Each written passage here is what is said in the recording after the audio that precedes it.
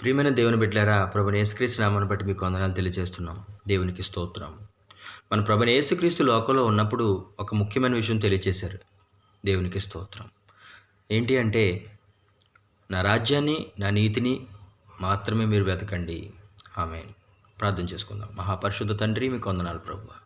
ఈ ఉదయకాల సమయమునందు ప్రభువా, మా జీవితంలో ప్రభువా, నీ నీతిని, నీ రాజ్యాన్ని వెతుకుతూ దాన్ని సంపాదించుకొని దాన్ని స్వాధీనం చేసుకోవడానికి సహాయం దయచేస్తారని యేసు నామమున అడుగుతున్నాం తండ్రి. ఆమేన్. అవును ప్రియమైన దేవుని బిడ్డలారా, నా రాజ్యాన్ని, నా నీతిని వెతకమని దేవునికి స్తోత్రం ప్రభు మనకు తెలియచేశారండి. హల్లెలూయా. అది కాకుండా దేవునికి స్తోత్రం, సాతాను దేవుని యొక్క నీతిని, దేవుని యొక్క రాజ్యాన్ని వెతకనీయకుండా ఒక గొప్ప మోసాన్ని మనకి పంపిస్తాడండి. హల్లెలూయా.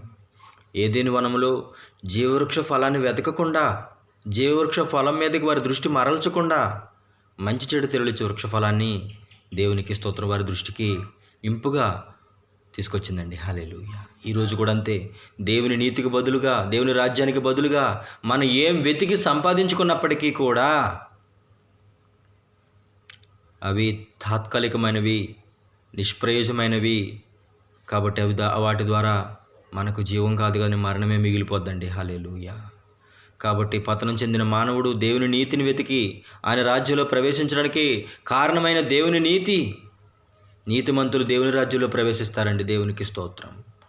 ధనవంతులు కాదు, పేదవారు కాదు, రోగులు కాదు, లేకపోతే పెద్ద కులమో చిన్న కులమో ఎవడో కాదు, కేవలం నీతిమంతులు పరలోక రాజ్యం చేరతారండి. దేవునికి స్తోత్రం. అయ్యో, ఇంత పేదరికాన్ని అనుభవించారు కదా, తినడానికి తిండి లేకుండా ఉన్నారు కదా, ఈ రోగంతో ఉన్నారు కదా, ఈ బాధతో ఉన్నారు కదా. కాదండి, ఏ అర్హతను బట్టి దేవుని రాజ్యంలోకి ప్రవేశం లేదు. కేవలం దేవుని యొక్క నీతిని బట్టి మాత్రమే ఆయన రాజ్యంలోకి ప్రవేశం ఉంది. ఈ కఠినమైన సత్యాన్ని మనం ఎప్పుడు గుర్తుపెట్టుకోవాలి. అందుకే మనము ఆ దేవుని నీతిని వెతికి దాన్ని మనం స్వాధీనం చేసుకోవాలి. అనగా ఆ దేవుని యొక్క నీతి యొక్క ఆధీనంలోకి మనం వెళ్ళాలండి. హల్లెలూయా. సొత్తుగా మార్చుకోవాలండి.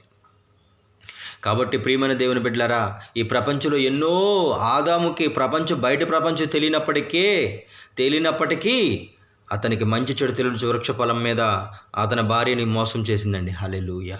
అంటే ఏదైతే దేవుని ఆజ్ఞను అతిక్రమమో, ఏదైతే దేవునికి ఇష్టం కాందో, ఏదైతే దేవుని చిత్తానికి వ్యతిరేకమైందో అది మనకి ఈజీగా దొరుకుతుంది, సులువుగా దొరుకుతుంది. మనం దాన్ని పట్టుకోవడానికి కూడా అవకాశం సాతాను సహకరిస్తుందండి. హల్లెలూయా. కానీ దేవుని నీతిని వెంబడించడానికి, దేవుని రాజ్యాన్ని వెంబడించడానికి ఒక శ్రమతోటి, ఒక హింసతోటి, ఒక గొప్ప పోరాటం చేస్తేనే తప్ప మనకు ఆ మార్గము హల్లెలూయా బయలుపరచబడదండి. హల్లెలూయా. ఆ మార్గము చాలా హింసతో కూడుకున్నది. ఎందుకంటే అక్కడ శత్రువు ఉన్నాడు, ఆ మార్గాన్ని పోనివ్వడు. దేవునికి స్తోత్రం. కాబట్టి ప్రియమైన దేవుని బిడ్డలారా, ప్రభువు యొక్క గొప్ప ఉపమాన సత్యం ఏది అనగా ఆయన నీతిని, ఆయన రాజ్యాన్ని మనం వెతకాలి. ఆయన నీతి అదిగో సిలువలో కనబడుతున్నది. దేవునికి స్తోత్రం. ఆయన రాజ్యము మనలో ప్రవేశించాలండి. హల్లెలూయా. స్తోత్రం. ఆయన నీతి ఇదిగో సిలువలో కనబడుతుంది. నా పాపం కొరకు యేసుక్రీస్తు సిలువలో మరణించాడు. ఆమేన్. ఆ పాపం కొరకే, నా పాపం కొరకే, నేను ఏ పాపం అయితే చేసినా ఆ పాపం నిమిత్తమే, నేను ఏ దోషమైతే నాపై ఉందో ఆ దోష నిమిత్తమే నా కొరకు సిలువలో మరణించాడు. యేసుక్రీస్తుని నమ్మిన వారు ఆయన రాజ్యాన్ని నాలో స్థాపించలాగున నేను విధేయత చూపాలండి. హల్లెలూయా. కాబట్టి ప్రియమైన దేవుని బిడ్డలారా, ఈ ఉదయకాల సమయం నందు ఇది చాలా అమూల్యమైన, విస్తృతమైన విషయం అండి. ఇది లోతైన సత్యం. ఈ సత్యం గురించి వివరించడానికి దేవునికి స్తోత్రం కొద్ది సమయాన్ని నేను తీసుకుంటున్నాను. హల్లెలూయా. కాబట్టి ప్రియమైన దేవుని బిడ్డలారా, దేవుని యొక్క నీతి నీకు కావాలంటే అదిగో సిలువ వైపు, ఆ సిలువలో వేలాడుతున్న యేసుని నీ అంతరంగంలో, దేవుని ఆత్మలో, నీ హృదయంలో నీ ప్రభువుగా అంగీకరించాలండి. దేవునికి స్తోత్రం. అప్పుడు ప్రభు యొక్క రాజ్యము, ప్రభు ఎక్కడుంటే అక్కడ రాజ్యం ఉంటుందండి. దేవునికి స్తోత్రం. ప్రభు ఎక్కడుంటే అక్కడ రాజ్యం, రాజు ఎక్కడుంటే అక్కడే రాజ్యం. నీలో సిలువలో నీ పాపం కోసం మరణించిన యేసు, దేవునికి స్తోత్రం, నీలో ప్రభువుగా వచ్చినట్లయితే ఆ రాజ్యము నీలోనే ఉన్నదండి. దేవునికి స్తోత్రం.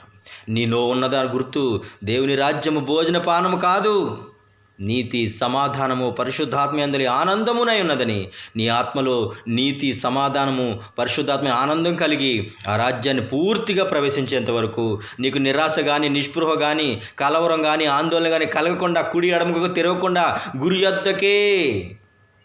దేవునికి స్తోత్రం. నేను నడిపిస్తుందండి ఆ నిరీక్షణ. హల్లెలూయా. కాబట్టి ప్రియమైన దేవుని బిడ్డలారా, ఈ ఉదయకాల సమయమునందు ఆయన నీతి నెరవేర్చబడిన సత్యం, ఆయన రాజ్యం నెరవేర్చబడవలసిన సత్యం, ఆ నీతిమంతుడైన ఆ ప్రభువుని నీలో ప్రభువుగా అంగీకరించినట్లయితే, షరతు లేకుండా నువ్వు లోబడినట్లయితే, షరతు లేకుండా నీ హృదయాన్ని అప్పగించినట్లయితే, కారణం చెప్పకుండా, సనుగకుండా, గొనగకుండా, హల్లెలూయా, ఇదిగో ప్రభువా నేనున్నాను, ఆమేన్, బాలుడైన సమయను వలె ఇదిగో నీ దాసుడని నేను ఆలకిస్తున్నాను, సెలవిమ్ము. హల్లెలూయా. నీ దాసుడని నేనున్నాను, ఇదిగో నేనున్నాను, నీ దాసుడని నేను ఆలకిస్తున్నాను, సెలవిమ్ము. అటువంటి ఆత్మీయ జీవితాన్ని మనం అప్పగించుకున్నట్లయితే ఆ హద్దు లేని ఆనందానికి అవధులు లేని ఆ రాజ్యం నీలో చేయడానికి, ఇప్పుడు ఈ లోకంలో ఉన్నంత వరకు ఆ రాజ్యాన్ని నీలో స్థాపించడానికి మన ప్రభువు పరిశుద్ధాత్మ శక్తి అయి మహాదేవుడై నీలో ప్రవేశించడానికి, జీవమిచ్చు ఆత్మగా నీలో నివసించడానికి ఇష్టపడుతున్నాడండి. హల్లెలూయా. కాబట్టి ప్రియమైన దేవుని బిడ్డలారా, ఈ ఉదయకాల సమయమునందు నువ్వు ఏదో వెతికి నువ్వు దొరకబట్టుకోవచ్చు. ఈ లోకంలో ఎన్నో ఉన్నాయి, అవన్నిటిని నువ్వు దొరకబట్టడానికి నీ సాతాను సహకరిస్తుంది.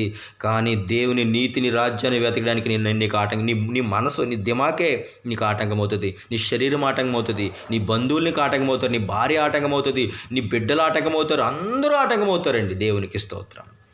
ఈ మార్గంలో నేను ఎవరు పోనీయరు, శరీర సంబంధి అన్నవాడు ఎవడు కూడా నేను పోనీయాడు. దేవునికి స్తోత్రం. ఆత్మ సంబంధిని ఎవడు కూడా ఆపలేడు. హల్లెలూయా.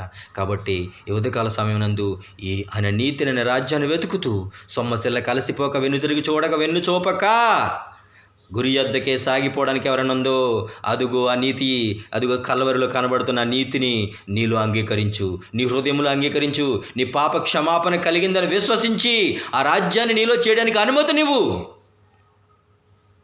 దేవుడు నిన్ను ఆశీర్వదిస్తాడు, 30 60 100 ఫలింపచేస్తాడు. దేవునికి స్తోత్రం. నీవు ఆ రాజ్యంలో ఆ రాజ్య ప్రవేశానికి సమృద్ధిగా కలుగును అని ఈ ఉదయకాల సమయాన్ని బట్టి మీ ప్రభు నామాన్ని బట్టి విజ్ఞాపన చేస్తూ ఉన్నాను. ఆమేన్.